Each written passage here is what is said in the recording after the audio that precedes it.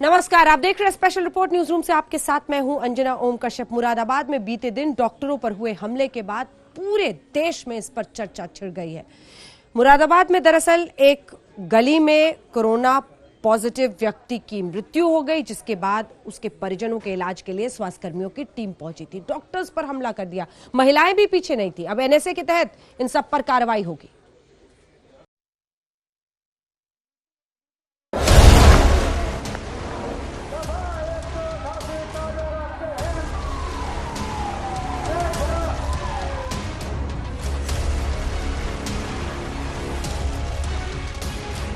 पत्थर इनके हाथों में नहीं, इनकी अक्ल पर भी पत्थर पड़ गया है। ये अपने मसीहा पर ही पत्थर बरसा रहे हैं। ये पत्थर बरसा रहे हैं डॉक्टरों और पुलिस की उस टीम पर जो उनकी जान बचाने के लिए यहां आई। बूढ़े, बच्चे और जवान सभी पत्थर बरसा रहे हैं। यहां तक कि महिलाएं भी अपनी छतों से डॉक्टरों और पुलिस कर्मियों पर पत्थरों की बारिश कर रही हैं। पुलिस और डॉक्टरों पर हो रही पत्थरबाजी की ये तस्वीरें मुरादाबाद की, ऐसी तस्वीरें जो इंसानियत को शर्मसार कर रही हैं।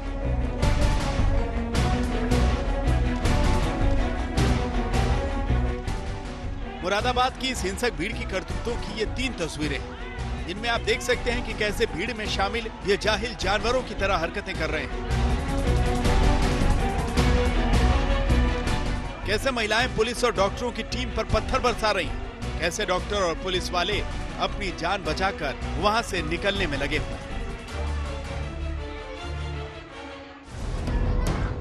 मुरादाबाद के थाना नागफनी के नवाबपुरा में स्वास्थ्य विभाग की टीम पर जानलेवा हमले की जो तस्वीरें आई हैं, वो देखकर कोई भी दहल जाएगा।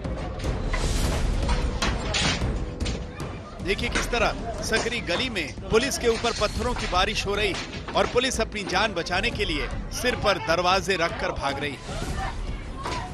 मुरादाबाद के नवाबपुरा के हाजी नेब की मस्जिद इलाके में सरताज नाम के कोरोना पॉजिटिव मरीज की मौत हो गई थी। डॉक्टरों और पुलिस की टीम वहां सरताज के परिजनों को क्वारंटीन कराने के लिए पहुंची थी, लेकिन ये जाहिल कुछ भी समझने को तैयार नहीं थे। उल्टे इन्होंने पुलिस और डॉक्टरों की टीम पर हमला कर दिया। सकरी गलियों में पुलिस और डॉक्टरों की टीम फंस गई और गली के गुंडों ने उन पर पथराव शुरू कर दिया। अचानक हुए हमले और पथराव में स्वास्थ्य विभाग के डॉक्टर्स और कई कर्मचारी जख्मी हो गए। हिंसक भीड़ ने पुलिस प्रशासन की 2 गाड़ियों पर भी पत्थर मारकर तोड़ डाला, सारे शीशे फोड़ दिए। पुलिस और डॉक्टरों की टीम पर इस तरह की गुंडागर्दी हुई, पथराव हुआ तो खबर आला अफसरों तक भी पहुंची।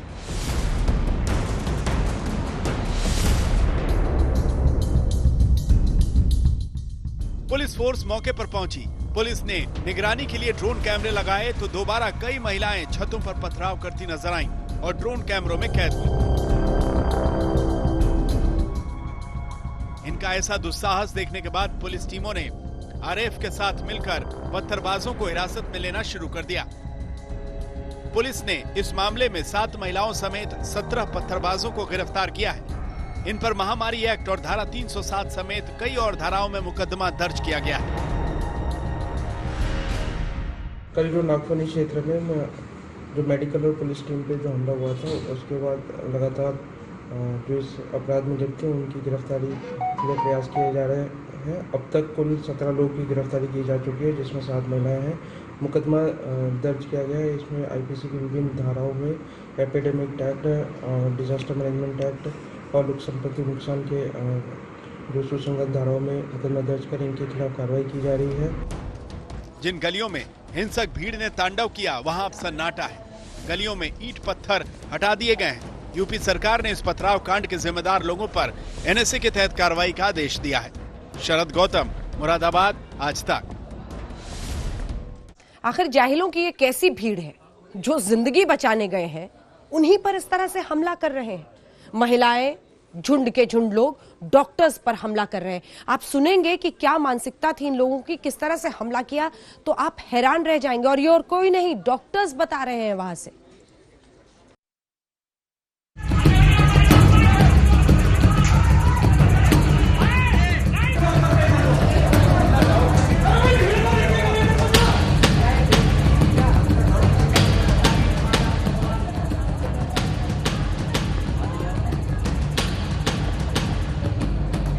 इसे कहते हैं जिस डाल पर बैठना उसी को काटना। इससे बड़ी मूर्खता और क्या हो सकती है कि जो डॉक्टर इनकी जान बचाने गए थे उन्हीं पर इन जाहिलों ने पत्थर बरसा दिए।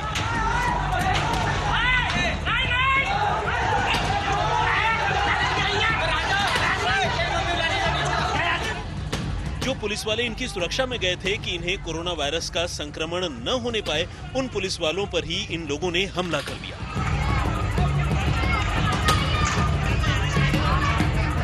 ये हमला कितना बड़ा था, भीड़ कैसे जान लेने पर आमादा हो गई थी, जरा सुनिए इस पथराव कांड में घायल डॉक्टर एससी अग्रवाल से। उन्होंने एम्बुलेंस पे पथराव किया, ऊपर से महिलाओं ने पत्थर फेंके, बस किसी तरह से एम्बुलेंस का ड्राइवर लेके भागा। तो मेरे साथ एक फार्मासिस्ट जो था वो तो एक डंडा पड़ा लेकिन वो अंदर घुस गया। जो उसका असिस्टेंट था एम्बुलेंस का, उसको पड़े डंडे लेकिन वो भी बैठ गया। एक फार्मासिस्ट चूँकि सिविल ड्रेस में ही था, अप्रेन नहीं थी, तो चुपचाप धीरे करके निकल गया। मैंने कोशिश करी भागने के लिए, मैं भाग नहीं पाया। सामने से एक बहुत बड़ा पत्थर आके मेरे मुंह पे लगा। पथराव में बुरी तरह घायल डॉक्टर अग्रवाल और दूसरे स्वास्थ्य कर्मियों को मुरादाबाद के जिला अस्पताल में भर्ती करवाया गया है। देर रात आईजी रमित शर्मा, कमिश्नर वीरेंद्र कुमार सिंह भी घायलों को देखने जिला अस्पताल पहुंचे। घटना में घायल डॉक्टर और स्वास्थ्य कर्मचारी का हाल चाल लेने पहुंचे। उन्हें भरोसा दिलाया कि दोषियों को बख्शा नहीं जाएगा। देखिए, वो निश्चित है जिसने जो उस घटना से सफर किया है, चोट चपेट में आया है, उसको तो सेहरन होगा, स्वाभाविक है। उन्हें इस घटना की दहशत से निकलने में थोड़ा समय दिया जाएगा और शेष लोग अपना कार्य सुरक्षा बढ़ाकर सामान्य रूप से करेंगे। उधर डिप्लोमा फार्मासिस्ट एसोसिएशन ने इस हमले पर कड़ा ऐतराज जताया है। सरकार से मांग की है कि स्वास्थ्य कर्मियों को हॉटस्पॉट सेंटर्स पर न भेजा जाए, बल्कि टीम को किसी थाने में बिठाया जाए। कर्फ्यू लगा हुआ है, कर्फ्यू जैसे हालात हैं, सील किए हुए हैं, इलाके सुनसान हैं। वहाँ स्वास्थ्य विभाग के अधिकारी और कर्मचारी यदि घर घर जाकर घंटी बजाते हैं, लोगों से क्वारंटाइन करने के लिए कहते हैं, तो निश्चित रूप से उनकी कोई नहीं सुनेगा। हमने सुझाव दिया था कि ऐसे क्षेत्रों में जहाँ इस प्रकार का पैनिक की स्थिति हो रही है, तो वहाँ एक संबंधित थाने में या उसका कोई सेंटर बना दिया जाए और वहाँ स्वास्थ्य विभाग की टीम को रखा जाए और पुलिस प्रशासन के लोग, चूँकि पुलिस प्रशासन के लोग इसके एक्सपर्ट होते हैं और उनको इस तरह की ड्यूटीज़ करने की हैबिट होती है, वो सब ये चीज़ें करने में सक्षम होते हैं। मुरादाबाद में हुई हिंसा की इस घटना से डॉक्टरों में रोष है तो पुलिसकर्मी भी गुस्से में है। पुलिस अब उन पत्थरबाजों को तलाश रही है जिनकी तस्वीरें सीसीटीवी कैमरों में कैद हुई हैं। शरद गौतम, मुरादाबाद, आज तक। इसे बस यही कहा जा सकता है, जिस पेड़ पर, जिस डाल पर बैठो उसी डाल को काट डालो। और ये सिर्फ मुरादाबाद की बात नहीं है, इससे पहले इंदौर हो, औरंगाबाद हो, अलग अलग जगहों से स्वास्थ्य कर्मियों पर हमले की खबर आई। इस बीच बॉलीवुड के सलमान खान सामने आए। वो अपने वीडियो के जरिए कुछ समझा रहे हैं। समझने वाले अगर समझ लें तो कल्याण ही होगा। ये कमाल है, डॉक्टर आपकी जान बचाने के लिए आए, नर्सेज आपकी जान बचाने के लिए आए और आपने उन पर पत्थर बरसा दिया। जो कोरोना से डिटेक्ट हो रहा है, वाह, वो हॉस्पिटल से भाग रहा है। भाग के जाओगे कहाँ? किस ओर भाग रहे हो? जिंदगी की ओर भाग रहे हो या मौत की ओर भाग रहे हो? सलमान खान जैसे अभिनेता को ये बात कहनी पड़ी है क्योंकि इस देश में कोरोना की मुसीबत के बीच मुरादाबाद में डॉक्टर निशाने पर आए हैं। इंदौर में स्वास्थ्य कर्मियों पर हमला हुआ था। सूरत में डॉक्टर पड़ोसी से प्रताड़ित हुई है। डॉक्टरों पर हमले और बदसलूकी की ऐसी घटनाओं की लंबी सूची बन चुकी है, जो न सिर्फ बर्बर है बल्कि कोरोना के इस संकट काल में बड़ी मुसीबत भी है। लेकिन चंद जोकरों की वजह से ये बीमारी फैली जा रही है। अगर आपके एक्शन ऐसे नहीं होते तो पुलिस के रिएक्शन वैसे नहीं होते। अगर आपके एक्शन ऐसे नहीं होते तो हजारों पुलिस वालों को, हजारों डॉक्टर्स को, नर्सेस को और आवाम को कोरोना वायरस नहीं होता। इतने लोगों का काम तमाम नहीं होता और अभी तक हम सब वापस से काम पे लग गए होते। लेकिन सवाल सिर्फ कानून का नहीं, सोच का भी है, जिसे चुनौती देने की जरूरत है। मान लिया बड़े ताकतवर बाप, बड़े बहादुर बाप, कितने बहादुर, इतने ताकतवर बाप कि आप अपने परिवार वालों को कंधा दोगे, उनकी अर्थी उठाओगे? इतना जिगर है आपका? क्यों आप यमराज और मलिकुल मौत बनना चाहते हो? और क्यों अपने परिवार के लोगों पे इन्ना लिल्लाह है और राम नाम सत्य है पढ़ना चाहते हो? हर बात के दो पहलू होते हैं, इसके भी दो ही हैं। एक पहलू यह है कि हम सब रहें, दूसरा पहलू यह है कि कोई ना रहे। आप डिसाइड करो। आज तक ब्यूरो। सब शुक्रिया। संक्रमितों का खुद सामने आना, स्वास्थ्यकर्मियों के साथ सहयोग करना, कैसे उनकी ट्रैकिंग की जाए, कैसे इलाज मुमकिन हो, इसी पर पूरी व्यवस्था इस वक्त झोंकी जा रही है। और इसी मुद्दे पर बात करने के लिए इस वक्त हमारे साथ नीति आयोग के सीईओ अमिताभ कांत साहब जुड़ रहे हैं। और सरकार की तरफ से जो कोशिशें हो रही हैं उसमें प्रधानमंत्री ने जो सप्तपतिवादों का जिक्र किया, उन्होंने भी अमिताभ जी कहा कि आप आरोग्य ऐप को जरूर डाउनलोड करें। इस आरोग्य सेतु ऐप के बारे में आप हमें बताएं, लाइव डेमोन्स्ट्रेशन करें और ये समझाएं कि कैसे इसके जरिए ट्रैकिंग हो पाएगी, कैसे कोई भी आम नागरिक ये सुनिश्चित कर पाएगा कि उसका कोविड-19 के किसी संक्रमित व्यक्ति के आसपास आना जाना हुआ है या फिर नहीं। कैसे ये आने वाले वक्त में ई पास भी बन सकता है? अमिताभ अंजना जी, देखिए ये मेरे हाथ में ये आरोग्य सेतु ऐप है मेरे मोबाइल पे, और ये एक अंगरक्षक की तरह है, एक बॉडीगार्ड है जो आपको बचाता है, आपके परिवार को बचाता है, आपके कम्युनिटी को बचाता है कोरोना वायरस से। और ये आपको बहुत ही शक्ति देता है, क्योंकि ये जो लड़ाई है कोरोना वायरस से, ये फिजिकली नहीं लड़ी जा सकती। ये युद्ध की तरह आपका जो एनिमी है उसको आप जानते नहीं है, तो इसको बड़े दिमाग से और केवल टेक्नोलॉजी के तरफ से के साथ लड़ सकते हैं। तो यह आरोग्य सेतु ऐप है और बड़ा ही सिंपल और बहुत ही आसान ऐप है। ये दुनिया का सबसे आसान ऐप है। और इसमें जब आप जाते हैं अपना मोबाइल, आप सीधे ऐप स्टोर में जाइए, इसको डाउनलोड कीजिए, अपना मोबाइल डालिए और फिर आप इस पे टेस्ट कीजिए। जब आप टेस्ट करते हैं तो उस पे सही वो कहता है प्लीज गिव करेक्ट आंसर। तो आप वो पूछता है आपका जेंडर, आप कहिए जैसे मैंने कहा मेल, फिर वो पूछता है प्लीज टाइप योर एज, मैंने अपनी एज डाल दी यहाँ। फिर वो पूछता है कि आपको क्या खांसी है, आपको क्या बुखार है, आपको क्या ब्रीदिंग की डिफिकल्टी है, मैं कहता हूं नहीं, नन ऑफ द अबव। फिर वो पूछता है कि क्या डायबिटिक है, क्या आपको हाइपरटेंशन है, क्या आपको लंग डिजीज है, आपको हार्ट डिजीज है, मैं कहता हूं नन ऑफ द अबव। अगर है तो आप सच सच बोल दीजिए उसमें। फिर वो पूछता है कि क्या आप विदेश गए थे पिछले 14 दिन में, मैं कहता हूं नहीं।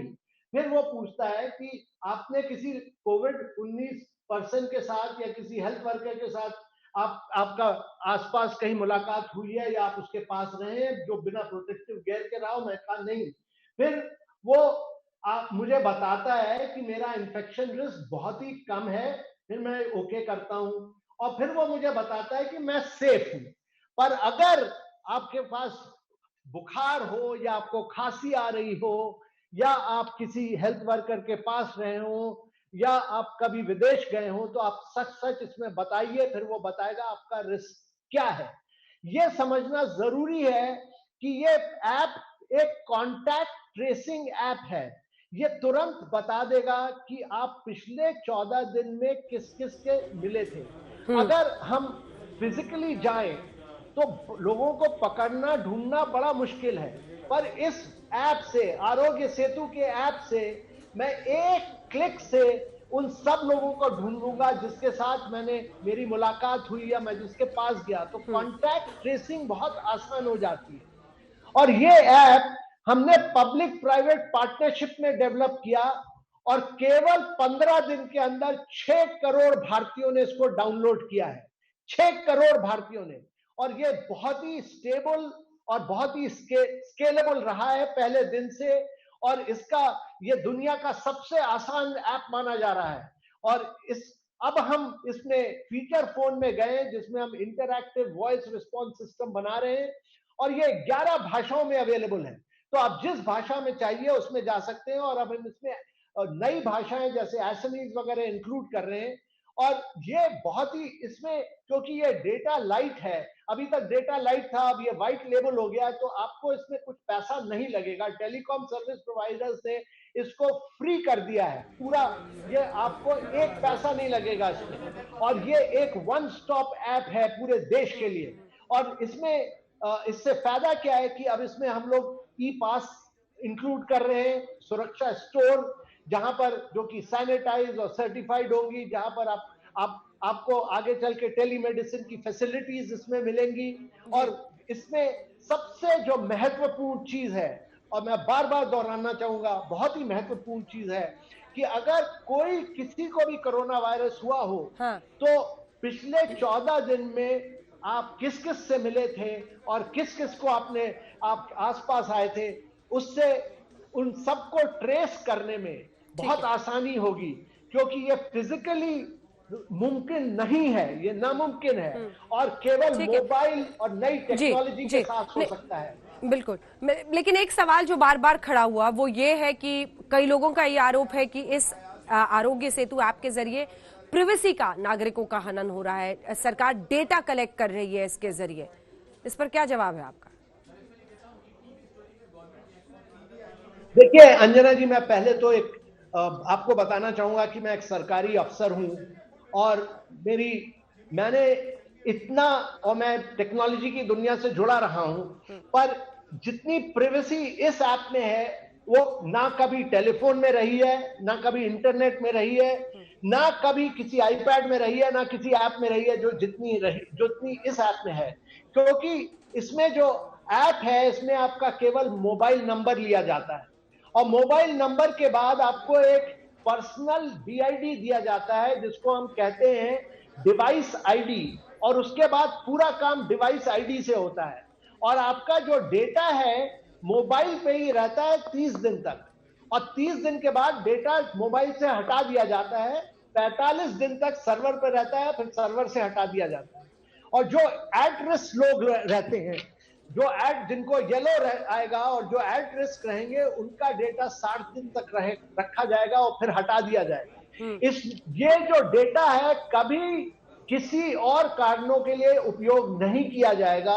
भारत सरकार ने कहा है केवल ये कोविड-19 और मेडिकल इश्यूज पर उपयोग होगा, और ये सबसे जितनी ज्यादा प्राइवेसी इस ऐप में है वो किसी ऐप में नहीं है, और ये कभी भी पर्सनल आइडेंटिटी कभी किसी को नहीं बताएगा, और कोविड-19 पेशेंट का नाम कभी भी पब्लिक में नहीं जाएगा इस ऐप के द्वारा, कभी भी उनका, ना तो उनके बारे में, ना कभी पब्लिक में, और पूरी इंफॉर्मेशन जो है वो केवल मोबाइल पर ही रहेगी, और 60 दिन के बाद कोई इंफॉर्मेशन सरकार के पास नहीं रहेगी। ठीक है सर, मुश्किल जंग है, और इस जंग में ऐसे ही डिजिटली ही हर किसी को आगे बढ़ना है, और उसकी तैयारी अगर भारत की तरफ से ऐसी रहती है, तभी जैसा आप भी बता रहे थे 6 करोड़ हिंदुस्तानियों ने इसको डाउनलोड किया है। धन्यवाद आपका हमारे साथ आज तक पर जुड़ने के लिए। लेकिन ये एक हिस्सा, मुरादाबाद, इंदौर जैसे डॉक्टर्स पर हमला हो रहा है वो एक हिस्सा, दूसरा आरोग्य सेतु ऐप के जरिए कैसे पूरे डेटा को, पूरी जानकारी को एक जगह किया जाए, आप तक पहुंचाया जाए, तो तीसरी तरफ अब जमकर इस पर पॉलिटिक्स भी है। इस बीच आपको बताएं, आज राहुल गांधी ने एक वीडियो कॉन्फ्रेंसिंग के जरिए प्रेस कॉन्फ्रेंस किया, तमाम पत्रकारों के सवालों का जवाब दिया। उन्होंने कहा लॉकडाउन सिर्फ पॉज बटन है। राहुल जी, लगातार आप टेस्टिंग पर स्ट्रेस दे रहे हैं, आपने कहा टेस्टिंग और टेस्टिंग होनी चाहिए, ये प्रधानमंत्री भी कह रहे हैं। रैपिड टेस्टिंग किट्स लगातार उनका शेड्यूल 3 से 4 बारी डिले हुआ है, और आखिरकार चाइना से कंसाइनमेंट आज पहुंचने वाला है, जो कि एक बड़ी भूमिका अदा कर सकता था इस लड़ाई में। उधर चीन से जो सामान आ रहा है, चाहे प्रोटेक्शन गियर्स भी हो, वो बहुत खराब क्वालिटी के आए हैं और रिजेक्ट भी किए गए सरकार द्वारा। मेरा सवाल सीधा है कि आपको लगता है फेलियर कहाँ है, चीन की भूमिका में है या सरकार की भूमिका में? कोई ना कोई तरकीब तो निकालनी पड़ेगी कि हम टेस्टिंग एट स्केल कर पाए, क्योंकि अगर आप कोविड से लड़ना चाहते हैं, बिना टेस्टिंग एट स्केल आप लड़ ही नहीं सकते। आपको यही नहीं मालूम होगा कहाँ है बीमारी, कहाँ है। मान लो आपने हॉटस्पॉट एरियाज बना दिए और नॉन हॉटस्पॉट एरियाज बना दिए। अगर आप नॉन हॉटस्पॉट एरियाज में टेस्ट ही नहीं कर पा रहे तो आपको मालूम ही नहीं कि वो हॉटस्पॉट कब हो जाएगा। तो अगर आप एक ग्रेजुएटेड स्ट्रेटेजी चाहते हैं तो आपको टेस्टिंग की तो जरूरत ही है, क्रिटिकल है। अब मैं ये नहीं कहना चाहता हूं कि क्यों नहीं हुआ है, मैं ये कहना चाहता हूं कि आज से पूरा दम लगा के पूरा हिंदुस्तान टेस्टिंग तेजी से करे। बढ़ते ही जा रहे हैं राजधानी दिल्ली में मामले और अब जो जानकारी आ रही है 60 नए हॉटस्पॉट्स बन गए हैं।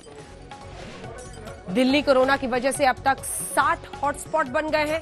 इसका अर्थ यह है कि इन तमाम जगहों पर जबरदस्त सख्ती बरतनी होगी और इसी के साथ इन्हें सील किया जाएगा। 3 या 3 से ज्यादा मरीज वाले इलाके सील होंगे।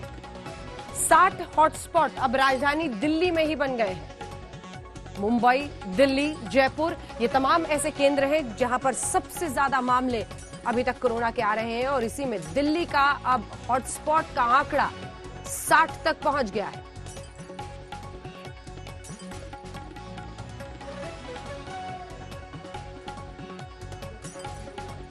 पहले 57 मामले थे, 57 ऐसे हॉटस्पॉट्स थे दिल्ली में, लेकिन अब ये हॉटस्पॉट्स का आंकड़ा 60 पहुंच गया है। केजरीवाल सरकार ने यह भी फैसला किया है कि 3 या 3 से ज्यादा मरीज जहां पर भी होंगे उन इलाकों को सील किया जाएगा।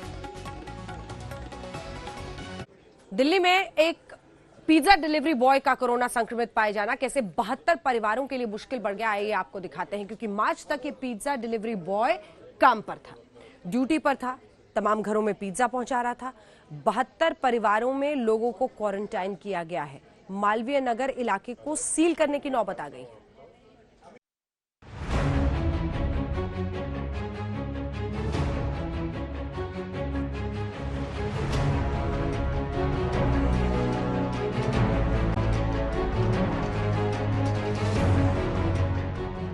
दिल्ली में कोरोना वायरस के खात्मे के लिए रात और दिन एक किया जा रहा है।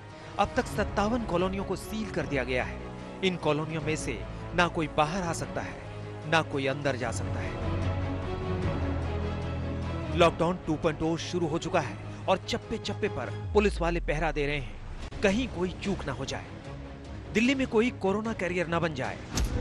राजधानी में जापान से मंगवाई गई मशीनों से सैनिटाइजेशन का काम किया जा रहा है, क्योंकि दिल्ली निजामुद्दीन मरकज के कोरोना विस्फोट से उबरने की कोशिश कर रही है और इसमें कुछ हद तक कामयाबी मिलती दिखाई दी। पिछले कुछ दिनों में कोरोना संक्रमितों की संख्या में जितनी तेजी से इजाफा हो रहा था, पिछले 24 घंटे में अचानक ब्रेक सा लग गया और पिछले 12 घंटे में तो एक भी केस सामने नहीं आया। दिल्ली वाले और दिल्ली सरकार इसका शुक्र मनाते कि एक खबर ने पूरी दिल्ली को फिर से दहशत में डाल दिया है। दिल्ली में हुई कोरोना वायरस की डिलीवरी। एक पिज्जा बॉय ने समूची दिल्ली को हिला दिया। कोरोना पॉजिटिव पिज्जा बॉय ने घरों में पहुंचाया पिज्जा। दिल्ली के 72 घरों तक पहुंचा corona positive pizza boy. Delhi के 72 घरों को किया गया सील। एक पिज्जा जो डिलीवरी बॉय था 72 सोचिए घरों में हो गया, ऐसे में कितने लोग उस से टच में आएगा और इसी वजह से मालवीय नगर के कुछ पार्ट्स को जो है वो एक तरह से कहा जाए सील कर दिया गया है। पहले भी कुछ गलियां पहले ही हॉटस्पॉट्स में थी और उसके बाद अब सील कर दिया गया है। अब जो स्थिति है वो ये है कि ये पता चला है कि 72 घरों में गया, इसके अलावा 15 से ज्यादा जो उसके साथ सहकर्मी थे उनको भी क्वारंटाइन के आदेश दे दिए गए हैं। ये जो गतिविधि हुई है तकरीबन 14 अप्रैल को ये पता चला है कि वो जो उसकी रिपोर्ट आई है कोरोना पॉजिटिव आई है। एक पिज्जा बॉय ने समूची दिल्ली में हड़कंप मचा दिया है। हड़कंप इसलिए नहीं कि दिल्ली की करीब 2 करोड़ आबादी ने पिज्जा खाया है, हड़कंप इसलिए कि पूरी दिल्ली कोरोना की जंग में सोशल डिस्टेंसिंग का पालन तो कर रही है, लेकिन खाने पीने के सामान तो बाहर से ही मंगवा रही है।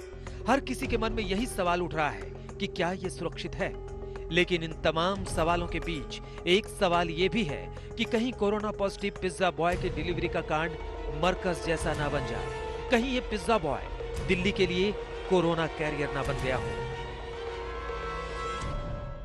दिल्ली के पिज्जा डिलीवरी बॉय के अंदर कोरोना के संक्रमण का मामला कहीं मरकज जैसी भयावह स्थिति में तो तब्दील नहीं हो जाएगा। याद कीजिए, जब दिल्ली में कोरोना से संक्रमित मरीजों की संख्या बेहद कम थी, तब निजामुद्दीन के मरकज से निकले मरीजों की संख्या ने इसमें बेतहाशा बढ़ोतरी कर दी। ऐसे में पिज्जा डिलीवरी बॉय के अंदर संक्रमण का मामला उस दिन दर्ज किया गया है जब राजधानी दिल्ली में कोरोना संक्रमित मरीजों की संख्या बेहद कम दर्ज की गई। चूंकि दिल्ली एक्स्ट्रा एहतियात बरत रही है, जहां भी कोरोना का कोई केस मिलता है उस इलाके को कंटेनमेंट इलाके में तब्दील कर दिया जाता है और वहां के लोगों की आवाजाही बंद कर दी जाती है। फिर भी उन 72 घरों का डरना लाजमी है जहां जहां कोरोना पॉजिटिव डिलीवरी बॉय ने पिज्जा पहुंचाया है। अब इन 72 परिवारों का टेस्ट होगा और साथ ही उन 17 लोगों का भी कोरोना टेस्ट होगा जिनके साथ ये पिज्जा डिलीवरी बॉय का काम कर रहा था। साउथ दिल्ली के एक पिज्जा डिलीवरी के यहाँ से एक लड़का पॉजिटिव आया है, तो उसके साथ जितने 17 लोग थे, जो उसके साथ जितने भी काम करने वाले को वर्कर्स थे, सबको इंस्टीट्यूशनल क्वारंटाइन दिल्ली सरकार के क्वारंटाइन सेंटर में क्वारंटाइन किया गया है। और साथ ही साथ जो 72 लोगों को उन्होंने डिलीवरी दी थी, उन सबको होम क्वारंटाइन कर दिया गया है। अभी हम इनको सबको टेस्ट करेंगे। टेस्ट करने के बाद पता लगेगा कि क्या इसकी वजह से इन्फेक्शन फैला है। देखो, एक उसको इन्फेक्शन किससे हुआ उसको चेक किया जा रहा है कि उसको कहाँ से इन्फेक्शन हुआ है। अभी जल्द से जल्द अगले 2 या 3 दिन के अंदर सबकी हम रिपोर्ट आ जाएगी। अगर उसकी वजह से इन्फेक्शन आगे फैला है तो ज़्यादा चिंताजनक होगा। बताया जा रहा है कि ये पिज्जा बॉय 28 मार्च से बीमार था। 5 अप्रैल तक उसे बुखार था और पिछले हफ्ते तक ड्यूटी पर था और सबको पिज्जा पहुंचा रहा था। पिछले हफ्ते ही डिलीवरी बॉय में लक्षण दिखने पर उसका टेस्ट किया गया और रिपोर्ट पॉजिटिव आई। कहा यह भी जा रहा है कि डिलीवरी बॉय डायलिसिस के लिए एक अस्पताल भी गया था, शायद वहीं से उसे कोरोना का संक्रमण हुआ। 3-4 दिन पहले की बात है, हमें एक पिज्जा डिलीवरी बॉय जो है वो उसका रिजल्ट आया हमारे पास, वो पॉजिटिव पाया गया। हमने इमीडिएटली उसको हॉस्पिटल भेजा, उसके रूममेट की टेस्टिंग की और सारे जितने उसके आसपास डिलीवरी बॉयज़ थे उस पूरे आउटलेट के करीब 16 लोग, उन लोगों को हमने इंस्टीट्यूशनल क्वारंटाइन में ले लिया और जितने घरों पे डिलीवरी किया था वो डाटा निकाल करके सेम डे हमने इनको होम क्वारंटाइन में डाल दिया। ये सारे लोग अभी भी एसिम्प्टोमेटिक हैं और जिनकी टेस्टिंग किया हुआ है उनका टेस्ट रिपोर्ट अवेटेड है। अभी हमारे पास एविडेंसेस नहीं है कि इस बॉय ने संक्रमण फैलाया है। अब सवाल ये है कि इस पिज्जा कांड का गुनहगार कौन है? पिज्जा शॉप वाला जिसने बीमार पिज्जा बॉय से पिज्जा डिलीवर करवाया, या फिर डिलीवरी बॉय जो बीमार होते हुए भी घर नहीं बैठा? फिलहाल पिज्जा शॉप को बंद कर दिया गया है। अब वो 72 परिवार डर रहे हैं जिन्होंने इनके हाथ से पिज्जा खाया है। आशुतोष मिश्रा के साथ चिराग गोठी, दिल्ली आज तक। मौलाना साद के बारे में अब आपको जानकारी देंगे, आपको बताएंगे कैसे ये बड़ा खुलासा उसकी फंडिंग के बारे में हुआ है। लेकिन दूसरी तरफ अब ये कोरोना फैमिली की चर्चा हो रही है, क्योंकि मौलाना साद के बाद अब कहा यह जा रहा है कि उसके परिवार के अन्य लोग भी कोरोना संक्रमित हो सकते हैं। उसके बेटे ने भी आज तक से बातचीत की है, देखिए।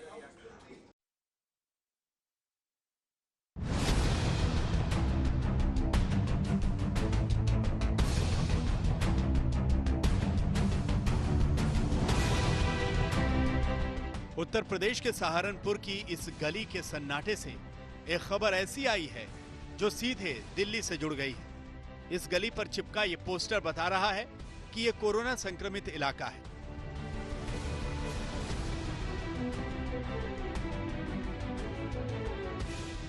जी हां, इस गली का सीधा कनेक्शन दिल्ली के निजामुद्दीन मरकज से है। इस गली का कनेक्शन मरकज के चीफ मौलाना साद से है।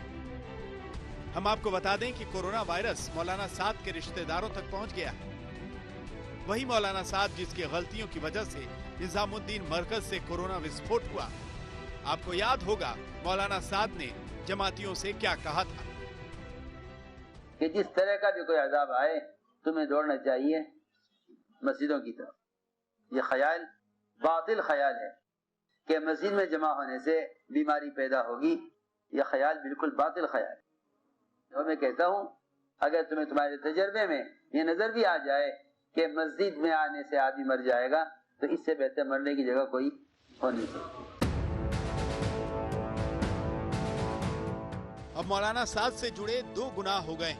पहला गुनाह तो जमातियों को कोरोना कैरियर बनाने का और फिर छिप जाने का। दूसरा गुनाह साद के रिश्तेदारों में कोरोना वायरस पहुंचाने का। साद के इन रिश्तेदारों ने भी सच्चाई छुपाई। जी हां, सहारनपुर के थाना मंडी इलाके में मौलाना साद के 2 रिश्तेदार साजिद और राशिद कोरोना पॉजिटिव आए हैं। मौलाना के ये रिश्तेदार मरकज में तबलीगी जमात का हिस्सा थे और इन्होंने विदेश यात्रा भी की थी। यहाँ के जो 4 लोग ऐसे हैं जो फ्रांस और साउथ अफ्रीका होते हुए आए हैं और यहाँ पुलिस प्रशासन को इन्होंने अपनी जानकारी नहीं दी है। इनको क्वारंटाइन करके इनको सैंपल लिया गया है। इसमें से 2 व्यक्ति पॉजिटिव आए हैं। इनके जो लापरवाहपूर्ण तरीका ये है कि इन्होंने बिना बताए हर जगह घूमे हैं, तो इन्फेक्शन फैलाने के हर संभव ये चांसेस थे। इनके खिलाफ FIR दर्ज कराया गया है और ये इनकी रिश्तेदारी जो है मौलाना साद के साथ है। जो इनमें से जो मौलाना साद की ससुराल यहाँ पे है उनसे रिश्तेदारी इनको है। इन लोगों ने इस बात को छुपाया है कि ये फ्रांस और साउथ अफ्रीका होते हैं।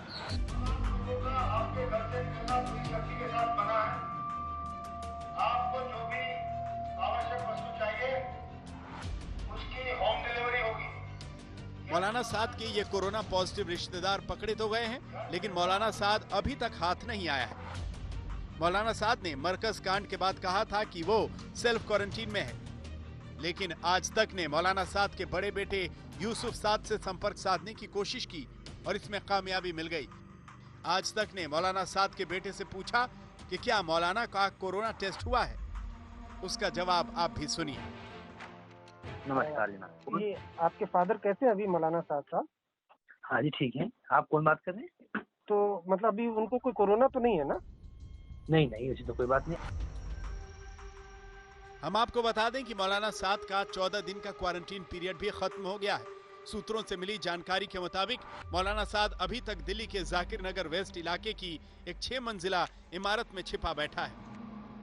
मरकज चीफ मौलाना साद के खिलाफ FIR दर्ज है। क्राइम ब्रांच की टीम लगातार जांच कर रही है, लेकिन सवाल यह है कि मौलाना साद आखिर कहाँ है। इस वक्त मैं जाकिर नगर वेस्ट इलाके में मौजूद हूँ। ये पूरा इलाका हॉटस्पॉट जोन में आता है, लिहाजा इस पूरे इलाके को सील किया गया है।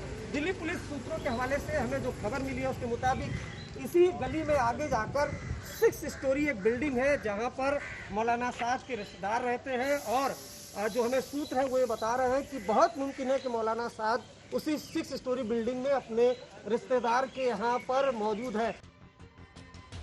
मौलाना साद के बारे में बड़े से बड़े खुलासे हो रहे हैं। क्राइम ब्रांच ने बताया है कि मरकज के आयोजन से पहले मौलाना साद के खातों में विदेश से मोटी रकम आई थी, जिसके बारे में मौलाना साद ने अभी तक कोई जानकारी नहीं दी है। क्राइम ब्रांच पता लगाने की कोशिश कर रही है कि ये पैसा कहीं हवाला का तो नहीं है। सहारनपुर से अनिल भारद्वाज के साथ अरविंद ओझा, दिल्ली आज तक। हर जगह पर कोई न कोई ऐसी खबर आ रही है जहां पर लोग सोशल डिस्टेंसिंग की लक्ष्मण रेखा को लांघ रहे हैं। ये देखिए गोरखपुर का मामला। एक बिजनेसमैन है, एनिवर्सरी की पार्टी दे रहे थे, पूरी पार्टी है, धज्जियां उड़ी है सोशल डिस्टेंसिंग की।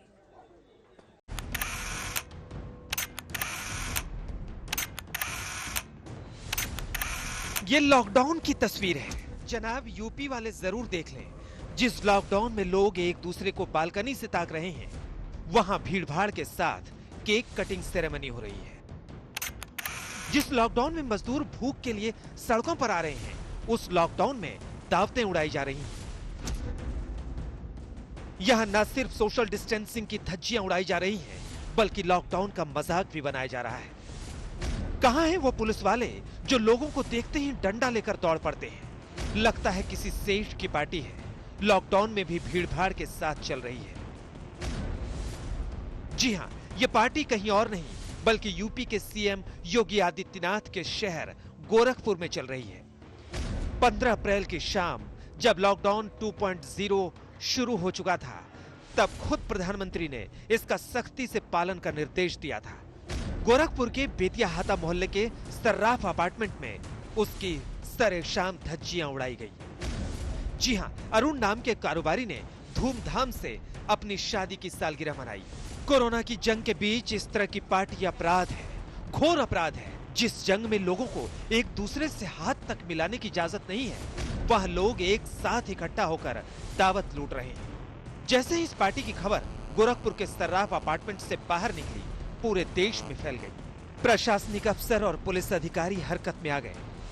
इसमें सूचना मिली तो पुलिस पहुंची, तो पार्टी उस समय खत्म हो गई थी, लेकिन सारा अरेंजमेंट मौजूद था वहाँ। साथ जितना उनका चीज़ें थी उनको सबको जब्त किया गया और उनके जो आयोजक थे और वो और जो लोग इसमें सम्मिलित हुए थे उनके खिलाफ 188, 269, 270 IPC का अभियोग पंजीकृत किया गया है। कारोबारी अरुण अग्रवाल सफाई पेश कर रहे हैं। ये कोई बर्थडे पार्टी नहीं थी, बल्कि उनकी सालगिरह की पार्टी थी और ये पार्टी घर के अंदर ही चल रही थी। अरुण कहते हैं उन पर लगाए गए सारे आरोप निराधार हैं।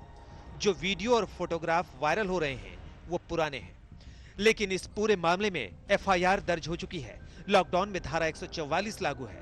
सार्वजनिक समारोह पर पूरी तरह से रोक है। पुलिस ने पार्टी वाली जगह से कुर्सियों सहित कई सामान कब्जे में ले लिया है। कारोबारी अरुण अग्रवाल के खिलाफ नामजद और अन्य अज्ञात पर धारा 188, 269 और 270 के तहत केस दर्ज किया गया है। गजेंद्र त्रिपाठी, गोरखपुर, आज तक। इसके साथ स्पेशल रिपोर्ट में इतना ही।